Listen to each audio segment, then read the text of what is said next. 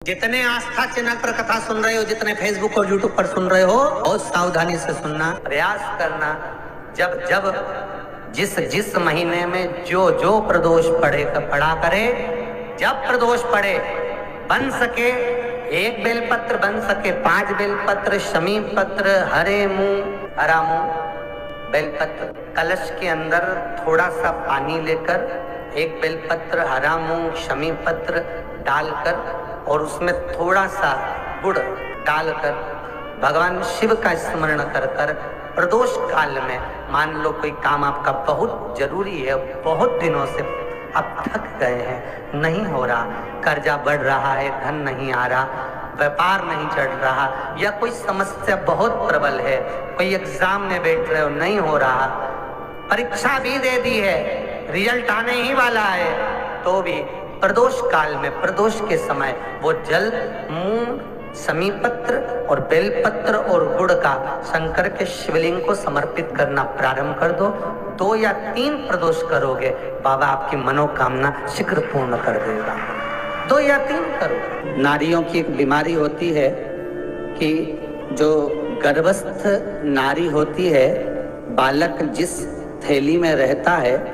उस थैली के अंतर्गत गांठ पड़ जाती है और डॉक्टर बोलते हैं कि इसका ऑपरेशन करवाना पड़ेगा, इसका ऑपरेशन करवाना पड़ेगा।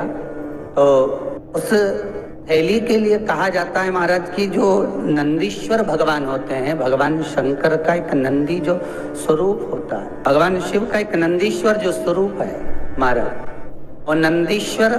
भगवान का जो पूंछ होती है, उस पूंछ को तिल्ली के तेल में डुबो दिया जाता है और उस तेल को भगवान नंदीकेश्वर शिव जी का नाम लेकर शंकर जी पे चढ़ा दिया जाता है। उस तेल को पात्र में झेल कर लाया जाता है शाम को, और उस तेल को नारी अपने नाभि स्थल पर डालती है। तो महाराज ध्यान देना, उसके उदर में अर्थात गर्भाशय में जो गांठ होती है वो मात्र 14 से 15 दिन में गलना प्रारंभ हो जाती है महाराज, ऑपरेशन की जरूरत नहीं पड़ती। ये कोई नंदीश्वर भगवान का जो एक अवतार आपको प्रथम में कथा में जो वर्णन किया वो साधारण नहीं है। नंदीकेश्वर भगवान का एक एक स्वरूप हमें सुख का भान कराता। मान लो तुम्हारा पैसा तुमने किसी को दिया, 5 लाख, 4 लाख, 3 लाख, 10 लाख, 8 लाख, 2 लाख, 50,000, 25,000, 20,000, 40,000, और वो पैसा नहीं दे रहा आपको, आप हार गए कह कर, फोन लगा कर, भैया दे दे रहे, परेशानी है, दे दे रहे भैया, हम तो परेशान हो गए, और हार गए, नहीं मिल रहा, बहुत परेशान। तो महाराज आप माँ जगतजननी जगदम्बा का शिव के साथ में शिव शक्ति का स्मरण कर कर देवी के नाम की 9 आहुतियां, सूखे बीले की, मतलब बीला जो सूख चुका है, फल जो सूख चुका है, उसकी 9 आहुतियां अग्नि में शंकर और सती के नाम से, शंकर और शिव के नाम से समर्पित करें, और आखिरी आहुति जो समर्पित करें उसमें थोड़ा सा भाग तिल का,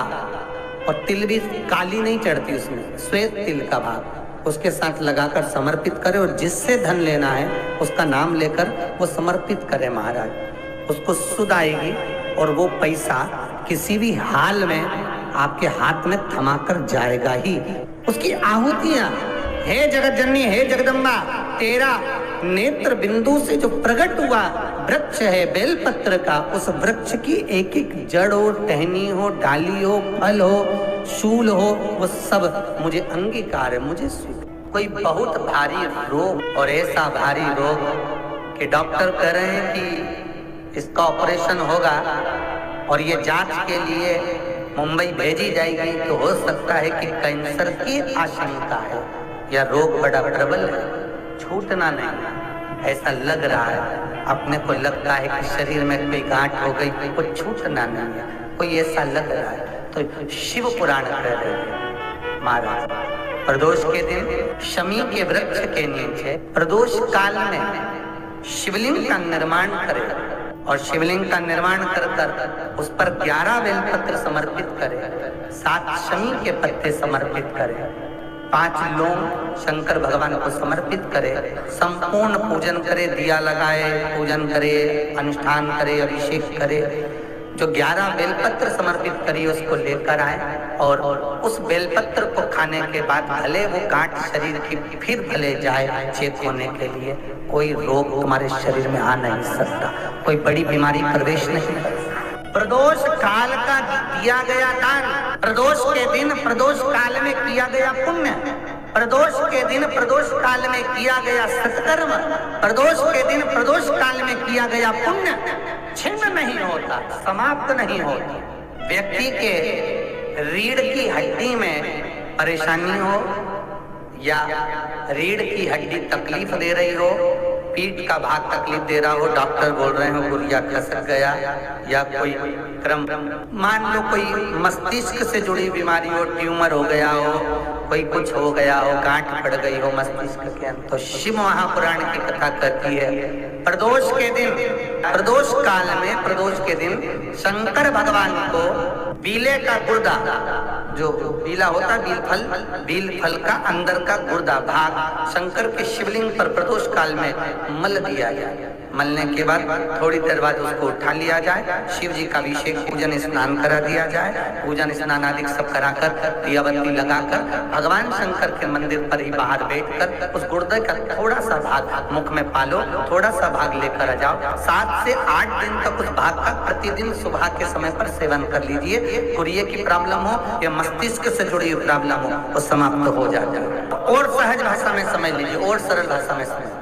अगर मान लो किसी डॉक्टर को दिखाने के लिए जा रहे हो, अभी तक तुमने डॉक्टर को दिखाया, कोई दवाई नहीं लग रही, गोली नहीं लग रही, कोई औषधि नहीं लग रही, डॉक्टर को दिखाने जा रहे हो,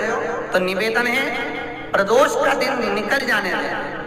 और प्रदोष के दिन जिसको भी डॉक्टर को दिखाने जाना है या अपने शरीर से जुड़े बीमारी के लिए कहीं जाना है कि बड़ी बीमारी ना निकले, भगवान स्वास्थ्य अच्छा रहे, तो 1 लोटा पानी प्रदोष के दिन, कोई भी प्रदोष हो, प्रदोष काल के समय शंकर को चढ़ाना है उसमें, परंतु शमी पत्र के 5 पत्ते होना जरूरी है। 5 पत्ते शमी पत्र के पंचामृत का काम करते हैं हमारे, दूध दही शहद घी शक्कर जल आदि का काम करते। 5 शमी के पत्ते आप उसमें जल में चढ़ाकर शिव जी को समर्पित करो, फिर आप पहले दिखाने जाओ, बड़ी बीमारी का योग नहीं बनेगा। रोग की मुक्ति, रोग समाप्ति प्रदोष के व्रत से हो सकती है। महाराज फिर निवेदन करेंगे, व्रत करो ना करो, पर प्रदोष के दिन शाम के समय प्रदोष काल में शिव का स्तवन जरूर करो, शंकर का अनुमोदन जरूर। शिव पुराण की कथा कहती है, मान लो कोई हड्डी से जुड़ा हुआ रोग, नेत्रों से जुड़ा हुआ, मस्तिष्क से जुड़ा हुआ कोई रोग रहता है, तो एक नीले कलर का फूल आता है, उस फूल में हल्दी डालकर प्रदोष पड़ने पर जो नंदी के पांव के पास समर्पित कर देता है महाराज, उसका रोग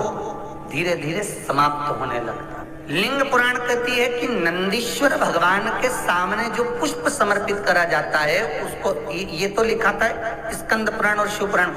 लिंग पुराण कहती है जो फूल आपने समर्पित करा उसको लाकर पानी की बाल्टी में डालकर आप स्नान भी कर सकते हो, उससे भी हड्डी के जितने रोग होते हैं उसमें आराम लगने लगता है। जैसे कहीं शरीर नहीं चल रहा, हाथ झुन्न पड़ रहा है, हाथ काम नहीं कर रहा, हाथ में झुनझुनी आ रही है, कंपन आ रहा है, उसमें भी ये प्रयोग काम।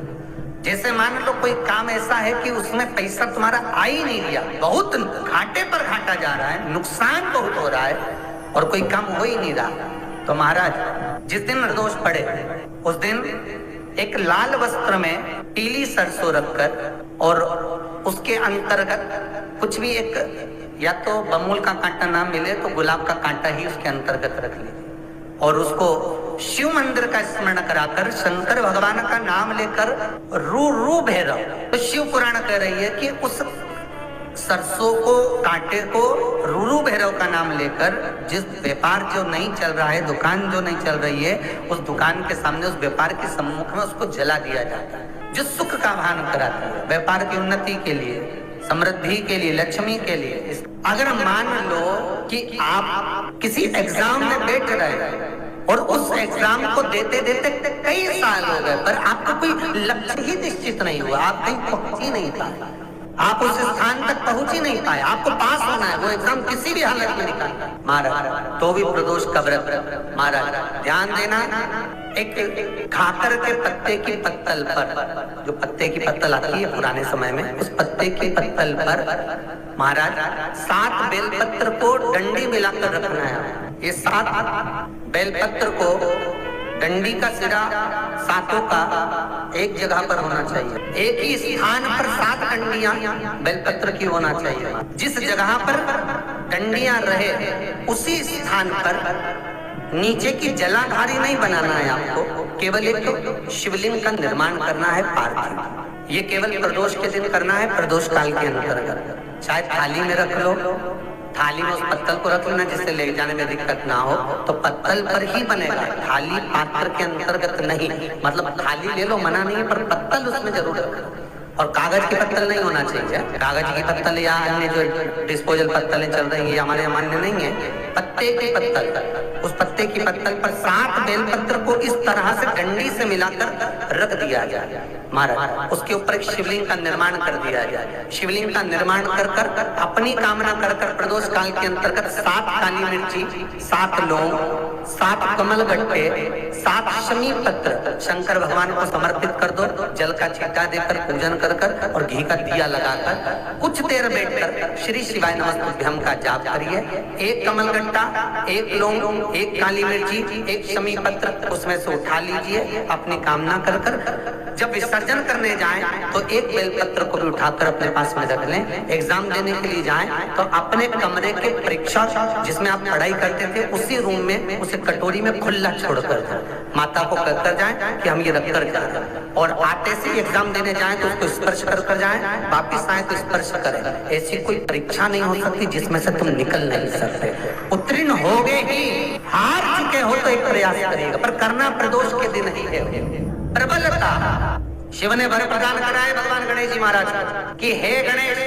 जैसे दुर्गा का फल तुझे समर्पित करने पर सुख की अनुभूति होती है, उसी तरह बेलपत्री के डंडी के भाग पर जिस शिवलिंग का निर्माण कर कर शंकर की पूजन कर कर जो भाव निर्मित करेगा उसकी मनोकामना पूर्ण होती है। महाराज लिंग पुराण के अंतर्गत इसका व्याख्यान वर्णन किया। श्री शिवाय नमस्तुभ्यम, सब बोलिए एक बार जमकर, श्री शिवाय नमस्तुभ्यम। प्रैक्टिकल जरूर करना, कहीं सियोर वाला महाराज झूठ तो नहीं बोल रहा। शास्त्रों की बातें हमारे जीवन में हमें सुख प्रदान करे, इसलिए इस भाव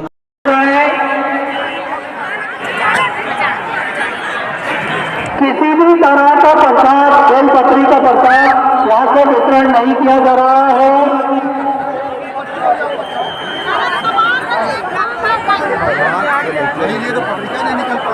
मेरा निवेदन है, मार्ग छोड़कर जो भी भक्त कथा पंडाल में बैठे हैं वो मार्ग छोड़ दें, ताकि जो भक्त बाहर जाना चाहते हैं वो बड़े आराम से निकलते जाएं। सभी भक्तों का निवेदन है अति शीघ्र आगे की ओर बढ़ते जाएं। श्री शिवाय नमस्तुभ्यम का जाप करते रहें। किसी भी तरह का प्रसाद, बेलपत्री का प्रसाद यहाँ से वितरण नहीं किया जाएगा। आप सभी भक्तों का निवेदन है अति शीघ्र आगे की ओर बढ़ते जाएं।